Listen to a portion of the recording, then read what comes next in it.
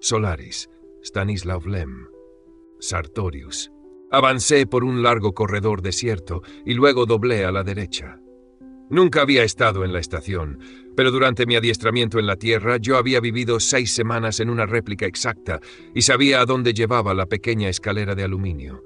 La biblioteca estaba a oscuras. Busqué a tientas el conmutador y luego de consultar el índice, marqué en la computadora las coordenadas del primer volumen del Anuario de Estudios Solaristas y el suplemento. Se encendió una luz roja. Volví al registro. Los 2 volúmenes habían sido retirados por Hibarian, así como el pequeño apócrifo. Apagué la luz y bajé nuevamente al piso inferior. Aunque había oído que los pasos se alejaban, temía volver a la habitación de Hibarian. ¿Y si ella regresaba? Permanecí largo rato detrás de la puerta. Finalmente, apreté el picaporte y me obligué a entrar. No había nadie en la habitación. Me puse a revolver los libros desparramados frente a la ventana, interrumpiendo un instante mi búsqueda para ir a cerrar el ropero. Me molestaba ese lugar vacío en medio de los trajes del espacio. El suplemento no estaba bajo la ventana y me dediqué a levantar metódicamente, uno por uno, los libros tirados por todo el cuarto. Llegué al último montón, entre la cama y el ropero, y allí descubrí el volumen. Esperaba encontrar una marca y, en efecto, había un señalador entre las páginas del índice. Un nombre desconocido para mí había sido subrayado con lápiz rojo, André Berton. Las cifras que seguían al nombre remitían a 2 capítulos diferentes. Eché una ojeada a la primera referencia y me enteré de que Berton era piloto de reserva en la nave de Shanahan. La otra referencia aparecía unas 100 páginas más adelante. Al principio, la expedición había actuado con extrema prudencia. Luego, al cabo de 16 días, se tuvo la certeza de que el océano plasmático no solo no mostraba señales de agresividad, sino que rehuía todo contacto directo con los aparatos y los hombres, retrocediendo cada vez que un cuerpo cualquiera se aproximaba a su superficie. Por lo tanto, Shanahan y el suplente Timolis dejaron de lado algunas precauciones que entorpecían los trabajos.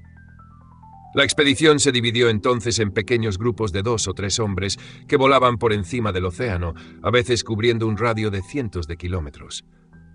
Las cercas irradiantes, utilizadas hasta entonces para delimitar y proteger los trabajos, fueron transportadas de vuelta a la base. Pasaron 4 días y no hubo ningún accidente, excepto algunas averías en el equipo de oxígeno de las escafandras.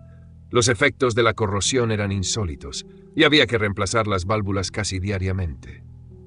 En la mañana del 5.º día, el 21º en Solaris, 2 sabios, Carucci y Fechner, el primero era radiobiólogo, el segundo físico, salieron a explorar el océano. Navegaban en un aeromóvil, una nave que se deslizaba sobre una almohada de atmósfera comprimida. 6 horas más tarde, no habían regresado. Timolis, que administraba la base en ausencia de Shanahan, dio la alarma y organizó la búsqueda llamando a todos los hombres. Por una fatal conjunción de circunstancias, el contacto inalámbrico se había interrumpido ese día, 1 hora después de la partida de los grupos de exploración. Una gran mancha había oscurecido el sol rojo, y las partículas energéticas bombardeaban pesadamente las capas superiores de la atmósfera. Solo los transmisores de onda ultracorta continuaban funcionando, y los contactos estaban limitados a un radio de 30 y tantos kilómetros.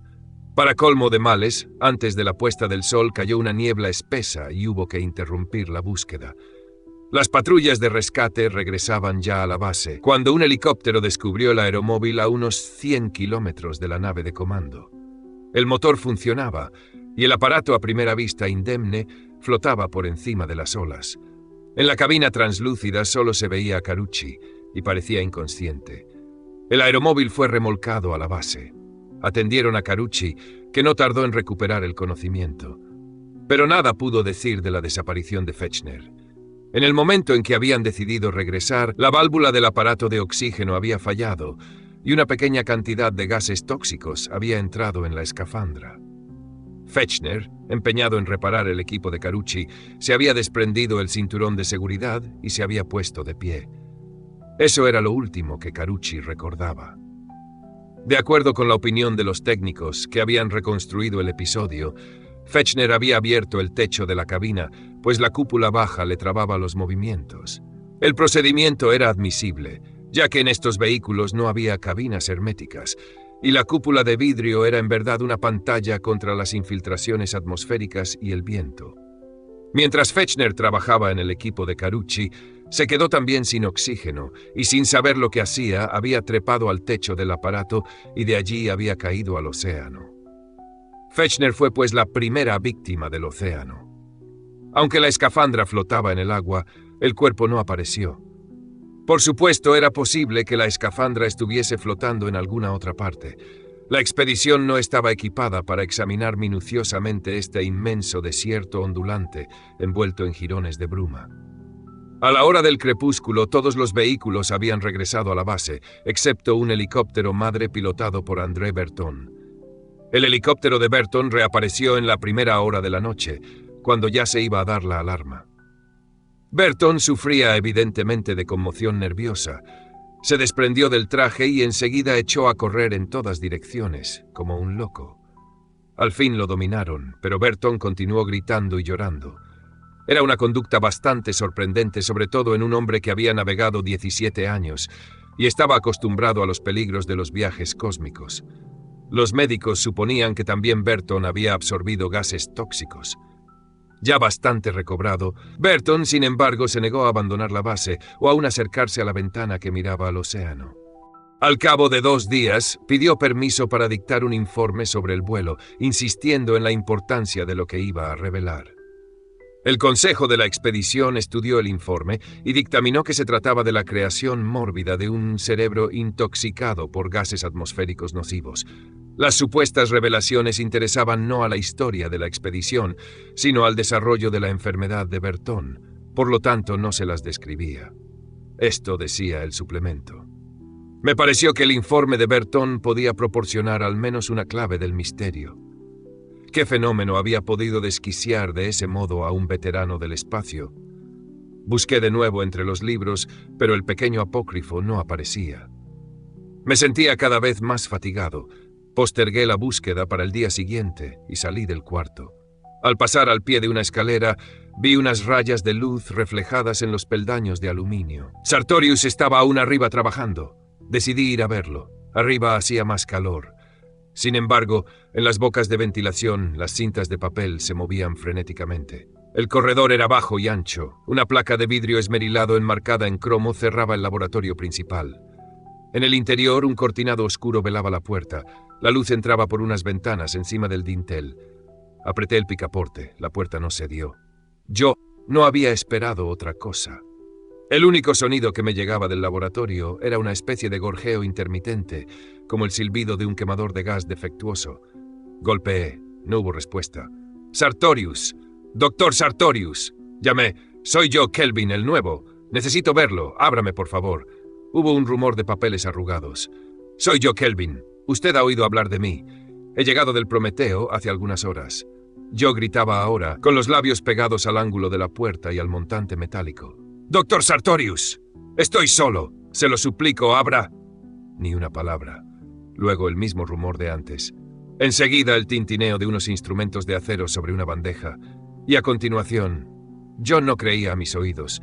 Una serie de pasos pequeñísimos, el trotecito de un niño, el golpeteo precipitado de unos pies minúsculos o de unos dedos notablemente hábiles que remedaban ese andar tamborileando sobre la tapa de una caja vieja. «Doctor Sartorius, ¿abre usted sí o no?» Ninguna respuesta, solo ese trotecito de niño y simultáneamente los pasos de un hombre que camina en puntas de pie. Pero si el hombre se movía, no podía imitar al mismo tiempo la marcha de un niño. No pude contener mi furia. «Doctor Sartorius», estallé, «no he hecho un viaje de 16 meses para ponerme a jugar con usted. Cuento hasta 10. Si no abre, derribo la puerta». Yo no estaba seguro, desde luego, de poder forzar fácilmente esa puerta, y la descarga de una pistola de gas no era muy poderosa. No obstante, estaba resuelto a llevar a cabo mi amenaza de algún modo, aun cuando tuviera que recurrir a explosivos que abundaban sin duda en el almacén de municiones. No podía permitirme una concesión, es decir, no podía seguir jugando un juego de locos con esas cartas trucadas que la situación me ponía en las manos. Hubo ruido de lucha, o de unos objetos empujados deprisa. La cortina se abrió a los lados y una sombra alargada se proyectó sobre el vidrio esmerilado que centelleaba a la luz. Una voz ronca, chillona, habló. «Abriré, pero prométame que no entrará. En ese caso, ¿para qué abrir? Saldré yo». «Bueno, prometido». La silueta retrocedió y la cortina volvió a cerrarse. Del interior del laboratorio llegaron unos ruidos confusos. Oí un chirrido como si arrastraran una mesa. Al fin la cerradura chirrió, el panel de vidrio se abrió y Sartorius apareció en el corredor. Se quedó allí, apoyado de espaldas contra la puerta. Era muy alto, flaco, todo huesos bajo el jersey blanco. Se había anudado al cuello un pañuelo negro. Bajo el brazo llevaba un delantal de laboratorio, quemado por los reactivos. La cabeza, extraordinariamente angosta, se inclinaba a un lado. No le veía los ojos. Unos lentes negros le escondían la mitad de la cara. La mandíbula inferior era alargada, tenía los labios azules y las orejas enormes, azuladas. No se había afeitado. Unos guantes antirradiación de color rojo le colgaban de las muñecas, sujetos por los cordones. Nos miramos un rato con una aversión no disimulada. Los cabellos hirsutos de Sartorius, evidentemente él mismo se los había recortado, eran de color plomo, la barba entrecana. Como Snout, tenía la frente quemada, pero solo la mitad inferior. Por encima era pálida, se ponía sin duda alguna clase de gorra cuando se exponía al sol. «Bueno, estoy escuchando», me dijo. Yo tenía la impresión de que no le importaba lo que yo quería decirle. Tenso y pegado siempre a la placa de vidrio, estaba atento sobre todo a lo que ocurría a sus espaldas. Desconcertado, yo no sabía cómo empezar. «Me llamo Kelvin. Sin duda ha oído hablar de mí. Soy, o mejor dicho, era colega de Hibarian». El rostro enjuto de Sartorius, todo planos verticales, así me lo imaginaba yo a Don Quijote, era inexpresivo, y esto no me ayudaba a encontrar las palabras. «He sabido que Hibarian ha muerto», me interrumpió. «Lo escucho», dijo Sartorius impaciente. «¿Se suicidó? ¿Quién encontró el cadáver? ¿Fue usted o Snout? ¿Por qué me lo pregunta a mí? No le ha informado el doctor Snout. Deseaba oír la versión de usted. Usted ha estudiado psicología, doctor Kelvin, ¿no es cierto?» «Sí. ¿Y entonces? ¿Usted sirve a la ciencia?» «Sí, por supuesto». «¿Qué relación? Usted no es comisario ni empleado de la justicia. En este momento son las 2:40 y usted, en lugar de ocuparse de las tareas que le fueron asignadas, no solo ha amenazado forzar la puerta del laboratorio, sino que además me interroga como si me considerase sospechoso». La transpiración le corría por la cara. Yo estaba decidido y dije, apretando los dientes, «Usted es sospechoso, doctor Sartorius». Y continué, furioso. «Además, lo sabe perfectamente. Kelvin, si no se retracta y me pide disculpas, enviaré una denuncia contra usted». «¿Por qué le pediría disculpas? Porque se encierra y se atrinchera en este laboratorio en vez de salir a saludarme, en vez de decirme la verdad sobre lo que pasa aquí. Ha perdido por completo la cabeza». «¿Y usted? Sí. ¿Quién es usted? ¿Un sabio o un mísero cobarde? Responda». No sé qué otras cosas le grité. Sartorius ni siquiera se inmutó. Unas gruesas gotas le resbalaban por las mejillas de poros dilatados. De pronto comprendí. No me había oído. Las manos cruzadas a la espalda, sujetaba con todas sus fuerzas la puerta que se sacudía, como si alguien del otro lado ametrallara el panel. Con una voz extraña, aguda, Sartorius gimió. «Váyase. Se lo suplico. Retírese, por amor de Dios. Baje, yo iré a reunirme con usted, haré cuanto quiera, pero ahora se lo suplico, váyase». La voz revelaba tal agotamiento que tendí maquinalmente los brazos para ayudarlo a retener aquella puerta. Sartorius lanzó un grito de horror, como si yo le hubiese apuntado con un cuchillo. Empecé a retroceder, mientras él gritaba con voz de falsete, «¡Váyase! ¡Váyase! ¡Ya voy! ¡Ya voy! ¡No! ¡No!». Entreabrió la puerta y se precipitó en el cuarto. Me pareció que un objeto amarillo, un disco reluciente, le había brillado un instante sobre el pecho. Un rumor sordo llegaba ahora del laboratorio. La cortina voló de costado. Una gran sombra se proyectó sobre la pantalla de vidrio. Luego la cortina volvió a caer y no vi nada más. ¿Qué ocurría en la habitación? Oí unos pasos precipitados, como si se hubiese entablado una persecución enloquecida. Luego un estruendo de vidrios rotos y la risa de un niño. Las piernas me temblaban. Yo miraba la puerta con ojos extraviados. El silencio había sucedido al pandemonium. Me senté en el alféizar plastificado de una ventana y allí me quedé, un cuarto de hora quizá, no sé, esperando a que algo ocurriese o sintiéndome tan anonadado que ya no tenía ganas de levantarme. Me estallaba la cabeza. Se oyó un chirrido y una luz creciente iluminó el rellano. Desde mi sitio, No veía más que una parte del corredor que rodeaba el laboratorio. Yo estaba ahora en la cúspide de la estación, bajo el casco mismo de la superestructura. Las paredes eran cóncavas e inclinadas, con ventanas oblongas a intervalos de unos pocos metros de distancia. Los postigos exteriores se levantaron, el día azul tocaba a su fin. Un resplandor incandescente atravesó los ventanales, las molduras de níquel, los pestillos, las bisagras, todo centelleó. En la puerta del laboratorio, el panel de vidrio, brillaron unas iridiscencias pálidas. Me miré las manos apoyadas sobre las rodillas, eran grises a la luz espectral. Mi mano derecha sostenía la pistola de gas. No me había dado cuenta, ignoraba que había retirado la pistola de la funda. La enfundé de nuevo. Sabía ya que ni siquiera una pistola radiactiva me habría ayudado. ¿De qué me hubiera servido? Yo no podía derribar la puerta y tomar por asalto el laboratorio. Me incorporé.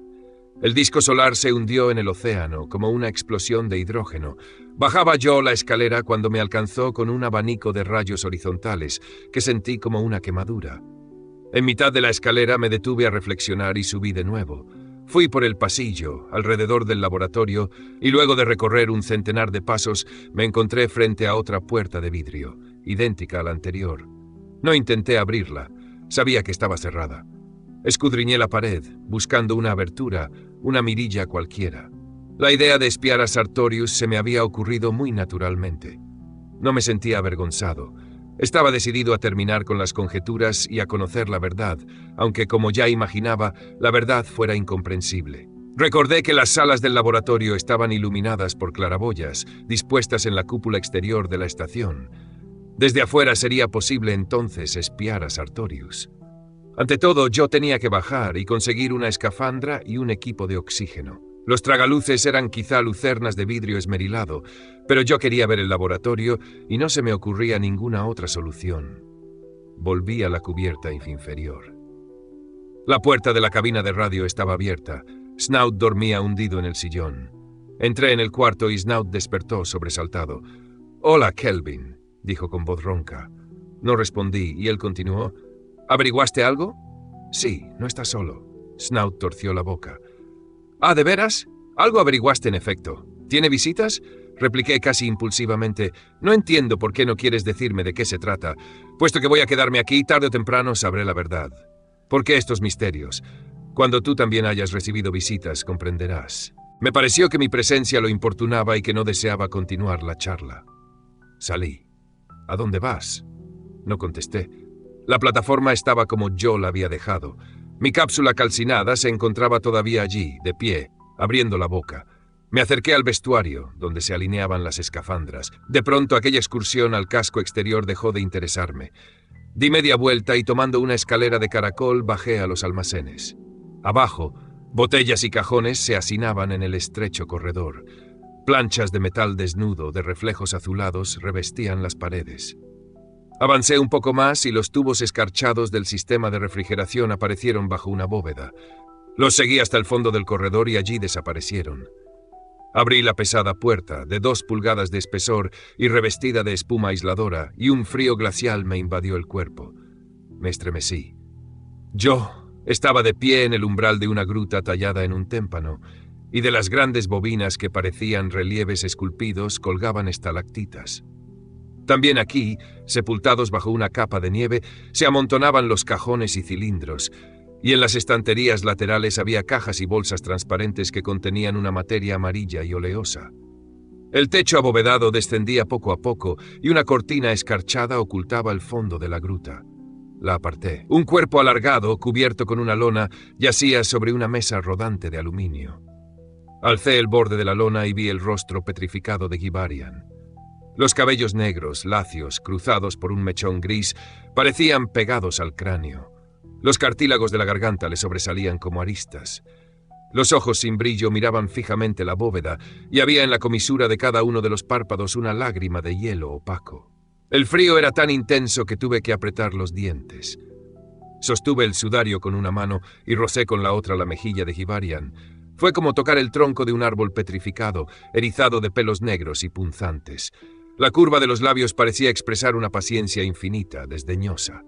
Al soltar la tela observé asomadas entre los pliegues que cubrían los pies de Hivarian 5 perlas negras ordenadas de mayor a menor. Quedé paralizado. Había reconocido los dedos, la pulpa oval de los 5 dedos de un pie.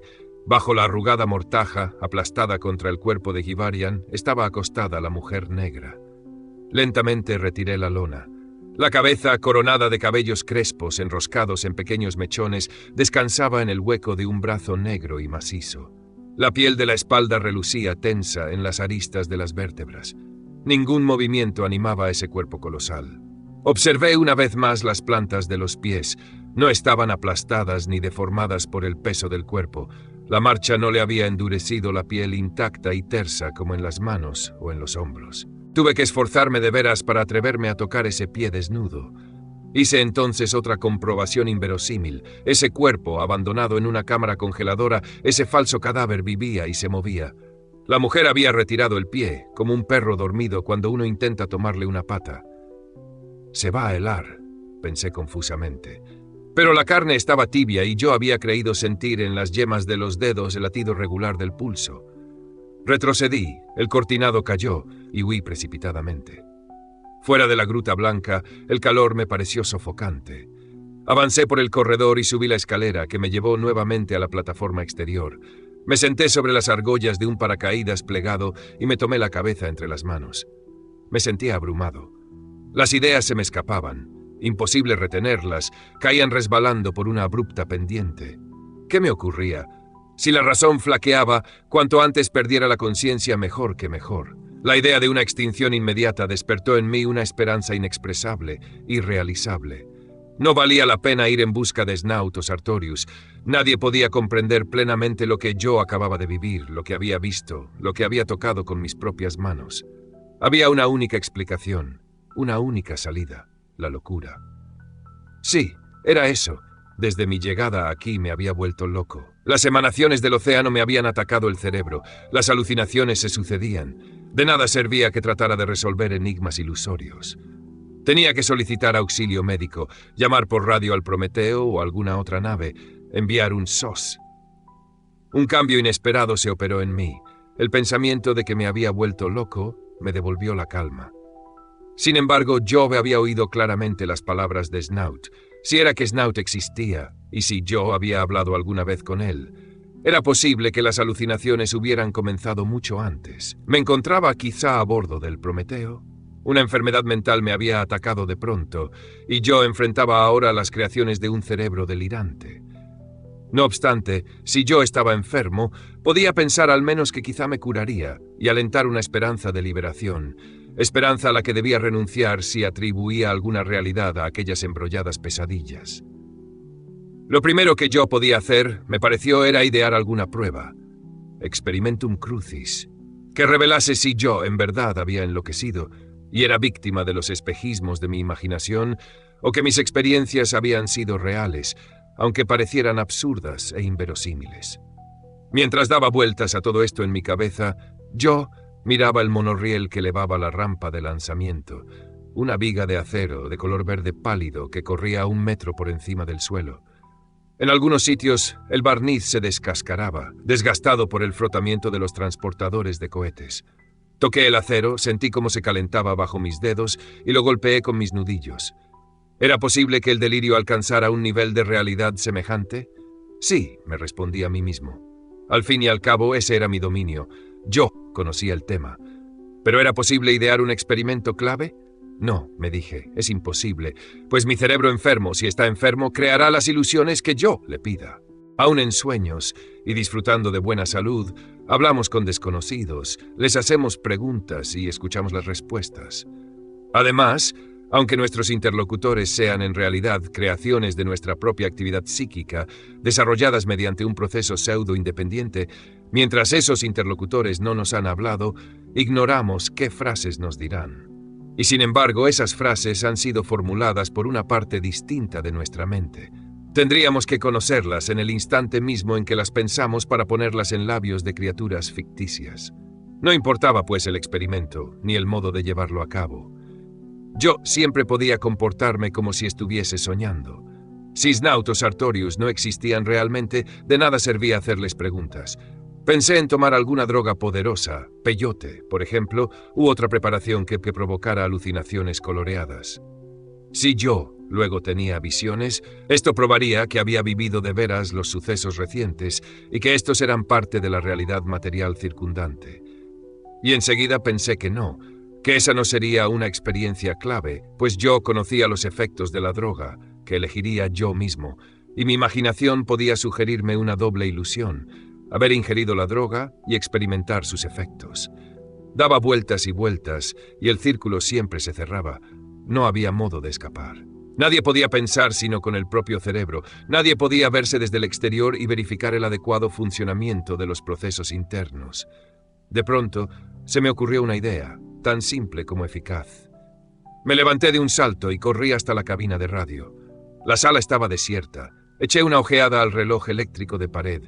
Faltaba poco para las 4, la cuarta hora en la noche artificial de la estación. Afuera brillaba el sol rojo. Conecté rápidamente la transmisora de largo alcance y mientras el aparato se calentaba, recapitulé mentalmente las principales etapas del experimento.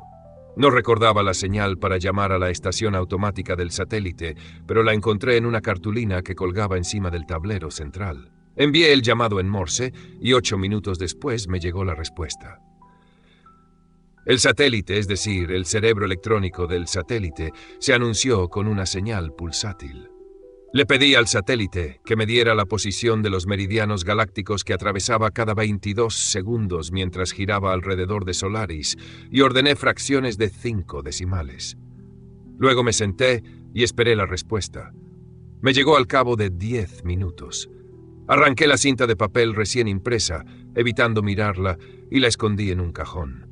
Retiré de la biblioteca algunas cartas celestes, tablas de logaritmos, un calendario que incluía la trayectoria diaria del satélite, algunos libros auxiliares, y me puse a buscar yo mismo la respuesta. Durante 1 hora o más ordené las ecuaciones. Hacía mucho tiempo, desde mis días de estudiante, que no trabajaba en estos cálculos. ¿A qué época se remontaba mi última hazaña? A la de mi examen de astronomía práctica, sin duda. Llevé a cabo las operaciones con la ayuda de la enorme computadora de la estación. Mi razonamiento era el siguiente. Guiándome por los mapas galácticos, obtendría un resultado aproximado que podría comparar con la información del satélite. Aproximado, pues la trayectoria del satélite estaba sujeta a variaciones muy complicadas, debidas a las fuerzas de gravitación de Solaris y los 2 soles, y a las variaciones locales provocadas por el océano. Cuando yo tuviera las 2 series de cifras, la proporcionada por el satélite y la calculada teóricamente a partir de la carta celeste, yo introduciría las rectificaciones necesarias. De ese modo, los 2 grupos coincidirían hasta la 4ª decimal. Las divergencias se advertirían en la 5ª decimal y a causa de la influencia imprevisible del océano. Si las cifras obtenidas por el satélite no eran reales, sino el producto de mi mente extraviada, nunca coincidirían con la 2ª serie. Mi cerebro estaba enfermo, quizá, pero no hubiese podido en ninguna circunstancia rivalizar con la computadora de la estación y resolver rápidamente en privado problemas matemáticos que requerían meses de trabajo. Por lo tanto, si las cifras concordaban, la computadora de la estación existía, yo la había utilizado realmente y no era víctima de ningún delirio. Las manos me temblaban cuando saqué del cajón la cinta telegráfica y la extendí junto a la cinta de papel de la computadora.